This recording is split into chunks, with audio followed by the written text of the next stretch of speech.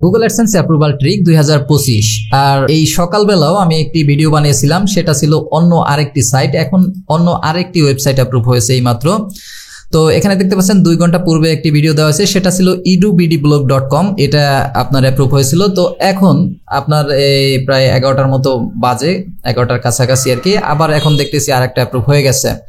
তো সেটা হচ্ছে আপনার ওয়ার্ডপ্রেসের ওয়েবসাইট। সেই ওয়েবসাইটটি নিয়ে এখন কথা বলবো। তো তার আগে আবারও বলি, ব্লগার A to Z চ্যানেলে আপনি যদি নতুন হয়ে থাকেন এবং আপনার এই চ্যানেলের ভিডিও দেখে যদি চ্যানেলটিকে ভালো লাগে, আপনারা এই সাবস্ক্রাইব বাটন থেকে সাবস্ক্রাইব করে রাখতে পারেন। কেননা আপনার ভিডিও দেখলে অবশ্যই আপনার জ্ঞান আগের তুলনায় কিছুটা হলেও বাড়বে। তো যাই হোক, আমি এখান থেকে এটাকে কেটে দিচ্ছি, এটাকেও কেটে দিচ্ছি। তো আজকে যে ওয়েবসাইটটি অ্যাপ্রুভ হয়েছে সেটা হচ্ছে cityhomeo.com। এই ওয়েবসাইটটি কিছু সময় পূর্বে আমি আপনার ইমেলটা ফলো করছি, এখন পর্যন্ত জানি না। এখানে আমি যেহেতু ইমেলটাকে এখন পর্যন্ত ওপেনও করিনি, আমরা এটাকে একটু রিলোড করি। এটা রিলোড হচ্ছে। তো এখানে দেখুন এখন পর্যন্ত কিন্তু এটাকে ওপেন করা হয়নি। তো আমি যদি এখন এটাকে ওপেন করছি, ভিডিও করব, তাই এখানে দেখুন 2 ঘন্টা পূর্বে। আর আমাদের ওই ভিডিওটা পাবলিশ হয়েছিল সকালবেলায়, আপনারা দেখলেই বুঝবেন। ওই ভিডিওটা সকালের দিকে রেকর্ড হয়েছে 7:30টার দিকে, আর এখন হচ্ছে 11টার মতো। তো এখানে দেখতে পাচ্ছেন 2 ঘন্টা পূর্বে your site is now ready to serve AdSense ad এবং কংগ্রাচুলেশন মেসেজ। এখানে দেখুন your site cityhomeo.com is now ready to serve AdSense ad, show AdSense ads and start earning money. তো এখানে থেকে আমরা অলরেডি এখানে লগ ইন আছি। তো তারপরেও আমরা একটু রিলোড করি, রিলোড করতেছি। তো রিলোড হয়ে গেছে। এখানে যদি আমরা এখন দেখি, সাইটসে ক্লিক করি, সাইটসে ক্লিক করলে আমরা দেখতে পাবো এখানে cityhomeo.com রেডি। এখন এখানে দেখুন ads.txt আপনার এখন পর্যন্ত কি আমাদের সেট করা হয়নি। যাই হোক, এটাকে সেট করে নিব, সমস্যা নেই। তো এখানে এই ওয়েবসাইটটি টোটাল পোস্ট সংখ্যা হচ্ছে আপনার, এখানে দেখুন 87টি। আসলে এই ওয়েবসাইটটি নিয়ে একটা আপুর ওয়েবসাইট এটা। তো দীর্ঘদিন যাবত এটা নিয়ে আসলে সে ঝামেলার ভিতরে ছিল, বিভিন্ন সমস্যা এসেছিল, বারবারই লো ভ্যালু কন্টেন্ট, অন্যান্য অনেক সমস্যা, অনেককে দিয়ে ট্রাইও করা হয়েছে, যদিও হয়নি, আলহামদুলিল্লাহ তবে হয়ে গেছে এখন। তো এখানে প্রথমত যে কাজগুলো করা হয়েছে, আপনি যদি দেখেন এই ওয়েবসাইটটা, আমি ওই ভিডিওতেও বলেছিলাম যে আপনারা সবসময় চেষ্টা করবেন আপনি ফ্রি থিম বা আপনার পেইড থিম ব্যবহার করেন, সেইটা আসলে ম্যাটার করে না আপনার অ্যাপ্রুভালের জন্য। বাট ডিজাইনটা যাতে আপনার নিট অ্যান্ড ক্লিন হয় এবং পাশাপাশি যাতে অবশ্যই দেখতে যাতে সুন্দর হয়, এই দিকটা চেষ্টা করবেন। তো সকালের দিকেও যে ওয়েবসাইটের ডিজাইনের ক্ষেত্রেও বলেছিলাম, এটার ডিজাইনটাও যদি আপনারা দেখেন, এখানেও দেখুন ডিজাইনটাকে কিন্তু খুবই সুন্দরভাবে নিট অ্যান্ড ক্লিন ভাবে করা হয়েছে, কিন্তু ডিজাইনটা দেখতে একটা প্রফেশনাল লুকের মতো মনে হয়েছে। আপনি সবসময় চেষ্টা করবেন আপনি ওয়ার্ডপ্রেস অথবা ব্লগারে থাকেন, কিন্তু ডিজাইনটা যাতে দেখলে যাতে মনে হয় যে প্রফেশনাল একটা কাজ করা হয়েছে, এটা অবশ্যই মাথায় রাখবেন। এরপরে যে বিষয়গুলো আমি এই ভিডিওতে বলেছিলাম যে এখানে আপনার নেভিগেশন বারে আপনারা মিনিমাম 4 থেকে 5টি এখানে মেনু বার করবেন। তো এখানে দেখুন এখানেও কিন্তু 5টা করা হয়েছে। তো আপনি 4টি করবেন অথবা 5টি, কম করেন না, অবশ্যই চেষ্টা করবেন 4 থেকে 5টি করার জন্য এখানে মেনু। তো এই মেনুটি করার পর এখানে যে মূল যে আপনার ম্যান্ডেটরি যে বিষয়গুলো লাগে, আপনি এই যে about, contact us, privacy policy, disclaimer, এটা নিয়ে আমি ওই ভিডিওতেও বলেছিলাম সেম একই কথা।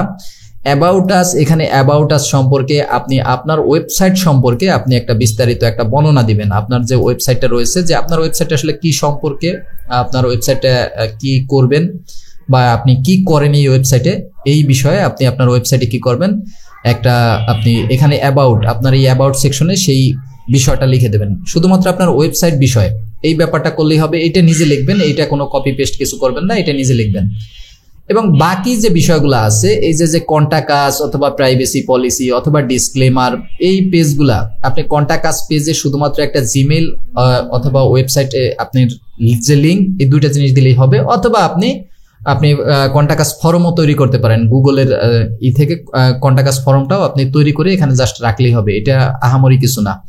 কিন্তু বাকি যে বিষয়টা সেটা হচ্ছে যে আপনার ওই প্রাইভেসি পলিসি বা আপনার যে ইয়াটা থাকে প্রাইভেসি পলিসি, ডিসক্লেমার, এইটা অবশ্যই আপনার কি করতে হবে, আপনি জেনারেট করে নেবেন। এইটা নিয়ে লেখালেখি বা অনেক কিছু করার কোনো দরকার নাই যে আপনি এটা কি করবেন, বা এখানে গুগলে গিয়ে জাস্ট টাইপ করলেই হবে প্রাইভেসি প্রাইভেসি পলিসি জেনারেটর, এটি লিখে আপনি সার্চ করলেই হবে। সার্চ করলে প্রথমে যে আপনার ওয়েবসাইটটি চলে আসবে প্রাইভেসি পলিসি জেনারেটর।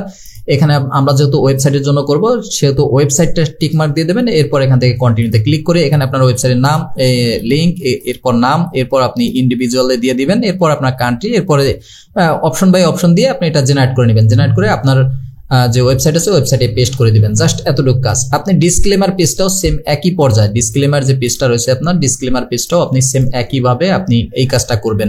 ডিসক্লেমার পেজটা ওইভাবে জেনারেট করে নেবেন। আপনি শুধু গুগলে গিয়ে টাইপ করবেন যে ডিসক্লেমার পেজ জেনারেটর, এটা লিখে সার্চ করে সেম একইভাবে আপনি পেজটা জেনারেট করে নেবেন। এই হচ্ছে পেজের ব্যাপার। এখন আসি যে মূল কথায়, সেটা হচ্ছে যে আমার কন্টেন্ট কোয়ালিটি। কন্টেন্টের উপরে মূল ফোকাসটা দিবেন। কন্টেন্টের বাইরে আসলে অনেক কিছু যে আছে এরকম না। আমি যদি এখান থেকে আপনাদেরকে এই জিমেলটা আবার একটু করা লাগবে, লগ ইন করা লাগবে, যেহেতু আপনার সার্চ কনসোলের যে ব্যাপারটা আপনার এখান থেকে আমরা একটু দেখে নেব। সার্চ কনসোল তো অবশ্যই কন্টেন্টের কারণে কিন্তু আপনার মূল যে বিষয়, এখানে দেখুন কন্টেন্ট নিজে লিখবেন, কারোটা কপি করবেন না ভাই। বারবার বলি, এইটার ভিডিওর ভিতরে সেম একই কথা বলা হয়েছে যে কন্টেন্ট আপনি নিজে লিখবেন। আপনি কি নিয়ে লিখতেছেন আসলে ব্যাপার না। তবে অবশ্য একটা ব্যাপার, সেটা হচ্ছে যে গুগলের যে পলিসি ভায়োলেট করে এমন জাতীয় কিছু নিয়ে আবার লেখা যাবে না।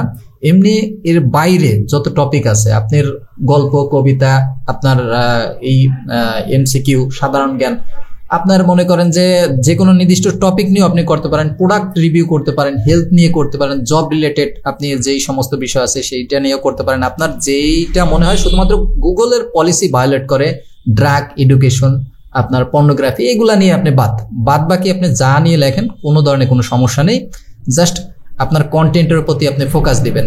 তো আমরা কথা বলতে বলতে একটু কাজটা সেরে নিই। এখান থেকে অটো অ্যাডটাকে আমরা এখন একটু এখান থেকে অফ করে দিব। অটো অ্যাডটা এখন রাখবো না আপাতত।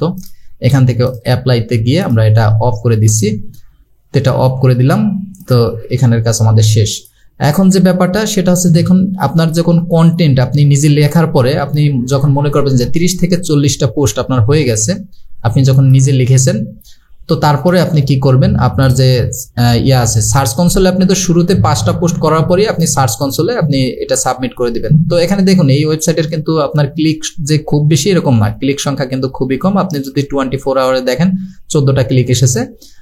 ইমপ্রেশনটা অবশ্যই আপনি চেষ্টা করবেন একটু বেশি থাকার জন্য, ইমপ্রেশনটা যাতে একটু বেশি থাকে। ইমপ্রেশনটা বেশি থাকলে আপনার ওয়েবসাইট অ্যাপ্রুভ হয়ে যাবে, কোনো ধরনের কোনো সমস্যা নেই, যদি আপনার কন্টেন্টে আপনার অবশ্য ভালো থাকে। এখন দেখা গেছে কি আপনার কন্টেন্ট আপনি কপি করলেন, আপনি মনে করেন যে রিরাইট করলেন, হ্যাঁ রিরাইট করলেও যদি ওইভাবে ভালোভাবে ভালো মানে করতে পারেন, যদি গুগলের কাছে আসলে আপনি ধরা না পড়েন, এক কথায় ধরা না পড়েন বলতে গুগলের স্বাভাবিক পর্যায়ে বাংলা কন্টেন্টে সাধারণত দেখা যায় যে ধরাটা একটু কমই হয়।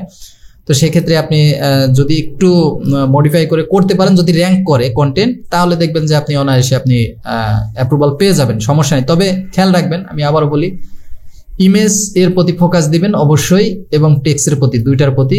আবার অনেকের প্রশ্ন থাকে যে আসলে লেন্থ কতটুকু হবে। ওই ভিডিওতে আমি বলেছি, সকালের ভিডিওতে, যে লেন্থ আসলে কোনো ম্যাটার করে না।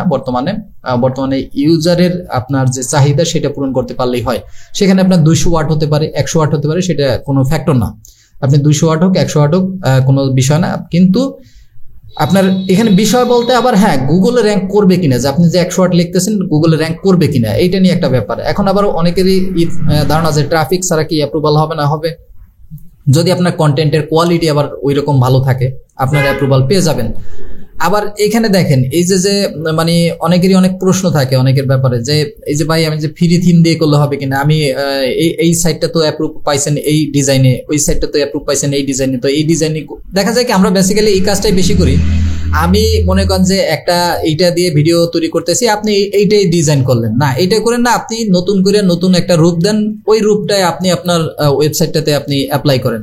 সেই জিনিসটা গুগল ইউনিক বিষয়টাকে সবচেয়ে বেশি গুরুত্ব দেয় প্রত্যেকটা কাজে। আপনি আপনার কন্টেন্টের প্রতি ইউনিক, আপনি যত ইউনিক কন্টেন্ট প্রোভাইড করতে পারবেন, গুগল তত আপনার সাইটটা অ্যাপ্রুভালের চান্স তত বেশি থাকবে, এবং গুগলও পছন্দ করে। যে গুগলের কাছে ওই ডাটাটা নাই, তথ্যটা নাই, ওই ডাটাটাই গুগল কি আপনার ওয়েবসাইটে চায়। ব্যাপারটা হচ্ছে এরকম। তো এই বিষয়গুলো মাথায় রাখবেন। তো ভিডিওর ভিতরে যা কিছু বললাম, আপনি অবশ্যই চেষ্টা করবেন শুরু থেকে, যে ডিজাইন থেকে শুরু করে আপনি প্রত্যেকটা কাজ আপনি নিজে নিজে দেখে দেখে আপনি চেষ্টা করবেন সকল কাজগুলি ঠিকঠাকভাবে করে তারপরে কেবলমাত্র আপনি গুগল অ্যাডসেন্সের কাছে আবেদন করবেন। এমন যেন না হয় যে আপনি ওয়েবসাইটটা করলেন কোন রকম এআই দিয়ে পোস্ট করে মনে করেন 30-40টা পোস্ট দিয়ে তারপরে অ্যাপ্লাই দিয়ে দেন। হ্যাঁ, এআই দিয়ে লিখলেও যদি আপনার কন্টেন্ট কোয়ালিটি ভালো হয়, এআই এর সাথে গুগলের সাথে কোনো এখন পর্যন্ত কোনো তাদের গাইডলাইনে কোনোই নাই, কিন্তু আপনার কন্টেন্ট কোয়ালিটি অবশ্যই ভালো হতে হবে। আপনি যদি এআই দিয়ে লিখেন, কন্টেন্ট যদি আপনার ভালো হয় কোনো সমস্যা নেই, সেটাও অ্যাপ্রুভাল পাবেন, কোনো ঝামেলা নেই, ঠিক আছে। কিন্তু মূল কথাটা হচ্ছে আপনার কন্টেন্টের প্রতি ফোকাস দিবেন, ডিজাইনের প্রতি ফোকাস দিবেন, এবং পাশাপাশি আপনি খেয়াল রাখবেন আপনার পেজ, পোস্ট এগুলা গুগলে ইন্ডেক্স আছে কিনা। তো আশা করি বিষয়টি বুঝতে পেরেছি। তো ভালো থাকবেন সবাই, সুস্থ থাকবেন।